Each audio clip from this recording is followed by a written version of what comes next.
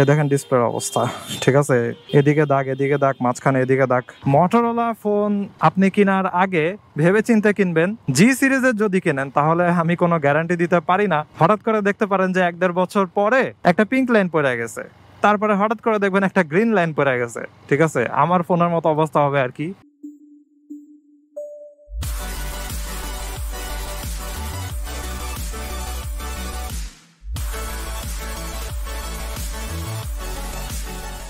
এই what is going on everyone, সবাই কেমন আছেন? এখন আমি আছি মোহাম্মদপুরের এই রাস্তাটারে কি বলে, তাজমহল রোডে আছি। আর এখন বের হয়ে যাব। তার আগে আমি আপনাদেরকে একটা জিনিস দেখাই আর কি। আজকের ভিডিওটাই হচ্ছে মটোরোলা নিয়ে। অনেক আলোর ভিতরে হয়তো বোঝা যাবে না, আমি একটু ছায়াতে দেখাই। এই দেখেন ডিসপ্লের অবস্থা, ঠিক আছে? এদিকে দাগ, মাঝখানে এদিকে দাগ। আর এখন আমি আসলে ফোন কিনতে যাচ্ছি। আগে যাবো বাটা সিগনালে, ওইখানে আমার একটা ফ্রেন্ডকে নিয়ে তারপরে বের হয়ে যাবে। এই জন্য আরেকটা হেলমেট নিয়ে বের হয়েছি। তো বাটা সিগন্যাল পর্যন্ত যেতে যেতে আপনাদের সাথে আমি কথা বলবো যে একটু সতর্কতামূলক ভিডিও আর কি। কারণ মটোরোলার অনেক ফোনই হচ্ছে বাংলাদেশে সেল হইতেছে এন্ড অনেক পপুলার। তো এর ভিতরে সব ফোনে যে প্রবলেম হবে এরকমটা না। আমার ফোনটা যে সিরিজের, ওই সিরিজটা নিয়েই হচ্ছে আমি মেইনলি কথা বলবো। তো এই সিরিজটা হচ্ছে মটোরোলা জি সিরিজ। আর আমার ফোনটার মডেল হচ্ছে মটোরোলা G82। এই মোটরসাইকেলটা দেখছেন, পুরাই ডিফারেন্ট টাইপের একটা মোটরসাইকেল না? কি লেখা এটা? Motocross fighter. ব্র্যান্ডের নাম তো জানি না আমি। ওকে, ইউটার্ন নিয়ে নেই। তো ভাবতেছি ভিডিওটার ক্যাপশন দিব মটোরোলা জি সিরিজ কেনার আগে এই ভিডিওটা দেখে নিন, এরকম টাইপের একটা ক্যাপশন দিব আর কি। আসলে মটোরোলার প্রতি আমার ছোটবেলা থেকেই হচ্ছে অনেক পছন্দ ছিল এন্ড একটা বিশ্বাসও ছিল যে এত পুরানো একটা কোম্পানি, সো কখনোই কোনো ঝামেলা টামেলা হবে না। কিন্তু আমি মটোরোলা যে G82 মোবাইলটা কিনলাম, এটা বাংলাদেশে জাস্ট বলা যায় 1-2 পিসি আসছিল একটা দোকানের ভিতরে। আমি অনেক কষ্টে পাইছিলাম এন্ড তারপর আমি কিনে ফেলি। কারণ 1.5 বছর আগে 120 হার্টজের অ্যামোলেড ডিসপ্লের মোবাইল, এগুলোর প্রাইস অনেক বেশি ছিল। আর এখন তো বলা যায় 20-25 হাজারে আপনি 120 হার্টজ ফোন পাবেন অথবা অ্যামোলেড ডিসপ্লে পাবেন 60 হার্টজের। যাই হোক, তখন আমি এরকম সুপার ডুপার ডিসপ্লে দেখে এন্ড হচ্ছে এটার ব্যাটারিটা সাইজও অনেক বেশি, আমার সারাদিন চলে যায়। পরের দিন আমার মনে করেন চার্জ দেওয়া লাগে, এমনও হয় যে পরের দিনও আমার চার্জ দেওয়া লাগে না, রাতে বাসায় এসে চার্জ দেই এরকম। তো ব্যাটারিও খুবই ভালো। এগুলো সবকিছু দেখে পছন্দ হয়েছে আমার, দেন আমি মোবাইলটা কিনছিলাম।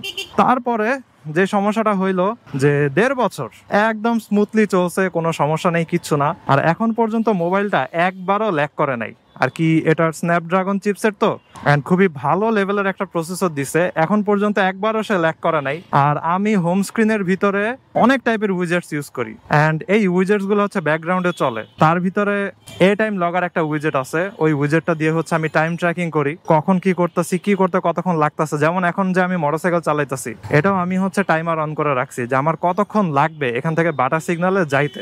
এই সব কিছু আমি কন্টিনিউয়াসলি ট্র্যাক করি ওইটা উইজেটের ভিতরে।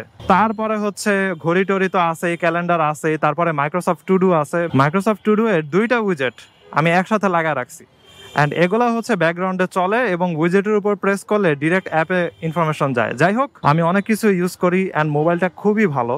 জাস্ট একটা জায়গাতে সমস্যা হয়ে গেল এবং ওইটাই হইলো কাল। না হলে এই মোবাইলটা দেখা যেত যে আমার বিদেশ যাওয়া পর্যন্ত আর কোনো চেঞ্জ কিছুই করা লাগতো না, যদি আমি বিদেশ যেতে পারি আর কি। কিন্তু এখন এমন সমস্যা হয়ে গেছে যে মোবাইল চেঞ্জ করা ছাড়া আর কোনো উপায় আমার নাই। সো ওই দিন ছিল জুম্মার দিন, আমি বের হয়েছি। তো নর্মালি আমি রাস্তায় যখন হাঁটি তখন হাঁটতে হাঁটতে বই পড়ি মোবাইলের ভিতরে এন্ড আমার বই পড়ার অনেক বড় অভ্যাস আছে। আমি যখনই সুযোগ পাই তখনই ফোনের ভিতরে বই পড়ি। সো তখন আমি হাঁটতে হাঁটতে বই পড়তেছিলাম, হঠাৎ করে চলে আসলো একটা পিঙ্ক লাইন। তো পিঙ্ক লাইন দেখে তো আমার আর কি পুরাই কলিজা টলিজা শুকায় গেছে যে এই রে, OnePlus ওইসব মোবাইল গুলা তো অনেক ধরনের উল্টাপাল্টা কাহিনী শুনতেছি লাইন টাইন হওয়ার, আমারটা এটা হয়ে গেল। পরে ওই একটা পিঙ্ক লাইনে আমার অনেক বিরক্ত লাগতো, যে অনেক চোখে লাগে, মুভি টুভি দেখতে পারি না ঠিক মতো, এই সেই। তারপরে চলে আসলো আরেকটা গ্রিন লাইন।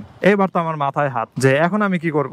চিন্তা করলাম যে না, এইভাবেই চালাই। কারণ একটা মোবাইল কিনছি আমি 30-35 হাজার টাকা দিয়ে। তো এই মোবাইলটার এখন লাইন টাইন চলে আসলে যদি চালানো যায় তাহলে চালাবো যতদিন পারা যায়। এরপরে আস্তে আস্তে লাইন বাড়া শুরু করলো, অনেক ভালোই টাইম লাগছে, প্রায় বলা যায় 3-4 মাস গেছে। তারপরে একটা একটা করে লাইন বাড়তে বাড়তে হঠাৎ করে মাঝখানে লাইন চলে আসলো। তো মাঝখানে লাইনগুলা সবচেয়ে বেশি অ্যাকচুয়ালি। তারপরে আমি চিন্তা করলাম না, আমি এরপরও এই মোবাইল চালাবো, দেখি কতদিন আমি এটা চালাইতে পারি। কিন্তু এখন লাইন এত পরিমাণে বাইরে গেছে যে মাঝখানে আমি অনেক সময় লেখাই পড়তে করতে পারি না। মনে করেন কোনো কমেন্ট পড়তেছি ইউটিউবে আমার চ্যানেলের, অথবা আমি কোনো একটা বই পড়তে চাইতেছি, আমি পড়তেই পারি না মাঝখানের দিকে। আর এখন তো এই ফোনে আমি বই পড়তেই পারি না, কারণ বই পড়ার এক্সপিরিয়েন্স পুরাই শেষ। এখন আমি বই পড়ি হচ্ছে আইপ্যাডের ভিতরে, আর মুভিও দেখি আমি আইপ্যাডের ভিতরে, ফোনের ভিতরে আর মুভি দেখতে পারি না। কিন্তু জিনিসটা হচ্ছে আইপ্যাড তো সব জায়গাতে নিয়ে যাওয়া যায় না, তাই না? সবসময় পকেটে থাকে ফোন, ইনস্ট্যান্ট ইউজ করা যায় ফোন। এখন আইপ্যাড তো মনে করেন পকেটে নিয়েও যাওয়া যায় না, আর এটা অনেক হেভি একটা জিনিস, এটা হাতে হাতে নিয়েও ঘোরা যায় না। যাই হোক, এবার আমি ফাইনালি চিন্তা করছি যে ফোন একটা নিবই। অ্যান্ড জাস্ট 6-7 মাসের জন্য আমার ভিসা ইন্টারভিউ হচ্ছে ডিসেম্বর অথবা জানুয়ারির দিকে। ততদিন পর্যন্ত আমি মোবাইলটা ইউজ করব আর কি, নতুন যে মোবাইলটা কিনবো। কারণটা হচ্ছে যদি আমি যাইতে পারি, যদি আমার ভিসা হয়ে যায়, আমি বাইরে যাওয়ার পরে একটা ভালো কোয়ালিটির ফোন কিনবো। আমার ইচ্ছা আছে মেবি আইফোনে শিফট হয়ে যাব, অথবা অন্য কোনো একটা ইকোসিস্টেমে শিফট হয়ে যাব। কিন্তু ওইখানে ফোন কিনলে যে সুবিধা হবে যে আমি ভালো ওয়ারেন্টি পাবো, এবং আমি অনেক তাড়াতাড়ি এটা রিপেয়ার করে ফেলতে পারবো যদি আমি কোনো সমস্যা পাই আর কি। যাই হোক, এখানে প্রচুর জ্যাম, আমি মেইন রাস্তাতে যাই তারপরে কথা বলি। আর আজকে এইচএসসি পরীক্ষা তো, এই জন্য জ্যামটা একটু বেশি। যাক, একটু জ্যাম ট্যাম পার করে এখন ধানমন্ডির ভিতর দিয়ে চলে যাব। সো যেটা বলতেছিলাম, যে আমি এখন মেইনলি 7-8 মাস 9 মাসের মতো ইউজ করা যাবে এরকম টার্গেট করে একটা ফোন কিনবো। এজন্য খুবই এক্সপেন্সিভ ফোন অথবা ফ্ল্যাগশিপ লেভেলের ফোন ওরকমটাতে যাব না, দেখি কোনটা পাওয়া যায়। এখন আমার টার্গেটে আছে, যদি আমি একদম নতুন কিনি তাহলে হয়তো স্যামসাং কিনবো। স্যামসাং এর A34 অথবা A54, ওই মোবাইলগুলোর দাম হচ্ছে 30-35 এর ভিতরে আছে। আমি চাইতেছি 30-35 এর উপরে যাবই না, আমি আর কি খরচ করতেই চাইতেছি না কোনো, কারণ এই মুহূর্তে টাকার অনেক দরকার আছে। এই জন্য আমি 50-60-70 হাজার দিয়ে মোবাইল কেনার কোনো ইচ্ছা নাই রাইট নাও। আর যদি সেকেন্ড হ্যান্ড কিনি তাহলে ইচ্ছা আছে Xperia 1 Mark III, ওইটা কিনার। ওই ফোনটা খুবই ভালো, কিন্তু যদি সেকেন্ড হ্যান্ড কিনি খুবই দেখে শুনে কিনা লাগবে, কারণ সেকেন্ড হ্যান্ড দোকানগুলোতে প্রচুর ভাওতাবাজি চলে, এই জন্য খুবই সতর্ক থাকা লাগবে আর কি। কারণ কখন কি চেঞ্জ করে রাখা দিছে, কই সমস্যা আছে না কি আছে, এগুলো কিচ্ছু সহজে বোঝা যায় না অ্যাকচুয়ালি। আরে আমার তো বামে যাওয়া লাগবে, ভুল করে ফেলছি আমি। আরে আরে সিটি কর্পোরেশনের গাড়ি হঠাৎ করে ওই সাইড থেকে এই সাইডে এসে বললো, কাহিনী কিছুই বুঝলাম না। যাই হোক, মেইন কথাটা হচ্ছে মটোরোলা ফোন আপনি কেনার আগে ভেবে চিন্তে কিনবেন। জি সিরিজের যদি কেনেন তাহলে আমি কোনো গ্যারান্টি দিতে পারি না, হঠাৎ করে দেখতে পারেন যে 1-1.5 বছর পরে একটা পিঙ্ক লাইন পড়ে গেছে, তারপরে হঠাৎ করে দেখবেন একটা গ্রিন লাইন পড়ে গেছে, ঠিক আছে? আমার ফোনের মতো অবস্থা হবে আর কি। এবং ওই লাইন পড়া শুরু হওয়ার পরে আস্তে আস্তে এটা ক্যান্সারের মতো বাড়তেই থাকে, একটা একটা একটা একটা করে এরকম হইতেই থাকে আর কি। একসময় এমন অবস্থা হবে যে আপনি ফোন চালানোর মতো আর কোনো সিচুয়েশন থাকবে না। প্রথম দিকে মনে হবে যে না থাক, এই অবস্থাতেই চালাই, কিন্তু পরে আপনি দেখবেন যে অবস্থা খারাপ। আমি নর্মালি ফোনে গেম টেম খেলি না, কিচ্ছু না। আমি নর্মালি ফোনে বই পড়ি আর মুভি দেখি, আর অন্যান্য কাজটাজ আর কি, কল টল করা, অথবা আমার ইউটিউব চ্যানেলের হচ্ছে সাবস্ক্রাইবার ভাইদের সাথে কমেন্টে কনভারসেশন করা। তারপরে আমার যে ফেসবুক পেজ আছে ইউটিউব চ্যানেলের, ওই পেজে সাবস্ক্রাইবার ভাইদের সাথে কথা বলা, এই করা হয় আমার মোবাইলের ভিতরে, এছাড়া আর কিছুই করা হয় না। তারপর আমার এই অবস্থা। আর যারা মনে করেন সারাদিন ফোন টোন ইউজ করে অথবা গেম টেম খেলে, তাদের তো আরো বাজে অবস্থা হবে। সো জি সিরিজ কেনার আগে হচ্ছে এগুলা চিন্তা ভাবনা কইরা নিয়েন। আমি কিন্তু এজ সিরিজের কথা বলতেছি না, কারণ মোটরোলার এজ সিরিজের কিন্তু কিছু ফোন আছে, এজ ফিউশন আরো কি কি যেন বের হয়েছে, আমি ওগুলার কথা বলতেছি না। ওগুলা অনেক ভালো কোয়ালিটির ফোন অ্যান্ড ফ্ল্যাগশিপ লেভেলের হচ্ছে স্পেসিফিকেশন আছে অনেক জায়গাতে। তো ওগুলাতে গ্রিন লাইনের ইস্যু আছে নাকি আমি জানি না, মোস্ট প্রবাবলি নাই। কিন্তু জি সিরিজের আমার যে ফোনটা G82, এটাতে আমি পাইছি। তো যেহেতু G82 তে পাওয়া গেছে, G84 এও পাওয়া যাবে নাকি আমি শিওর না, কিন্তু পাওয়া যাওয়ার পসিবিলিটি অনেক বেশি। কিন্তু মোটরোলার প্রতি আমি আসলেই অনেক ডিসঅ্যাপয়েন্টেড হয়ে গেলাম যে এত ভালো একটা ব্র্যান্ড, এত বছরের পুরনো একটা ব্র্যান্ড, এই চিপ একটা ডিসপ্লে ইউজ করলো, যেটার কারণে আমার গ্রিন লাইনের সমস্যাটা পড়ে গেল।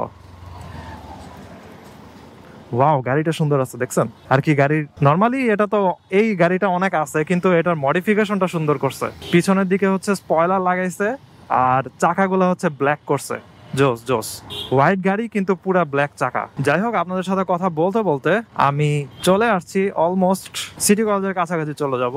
আর এই মসজিদটার আরে নাম বারবার আমি ভুলে যাই, বাইতুল আমান মসজিদ। ভিতরের ঘাসগুলো এত সুন্দর করে কাটা আছে, ইচ্ছা করে ওখানে ভিতরে যায় শুইতে অথবা বসে থাকতে। যাই হোক, এবার রাইট টার্ন নিয়ে নেই। ওকে, লেটস গো। সো আজকে আমি যাচ্ছি আর কি ফোন কিনতে। আজকে আমি আমার ফ্রেন্ডকে পিছনে বসায়া বসুন্ধরার দিকে যাব, যায় তারপর এবার চিন্তা ভাবনা করে দেখি কোনটা নেওয়া যায়।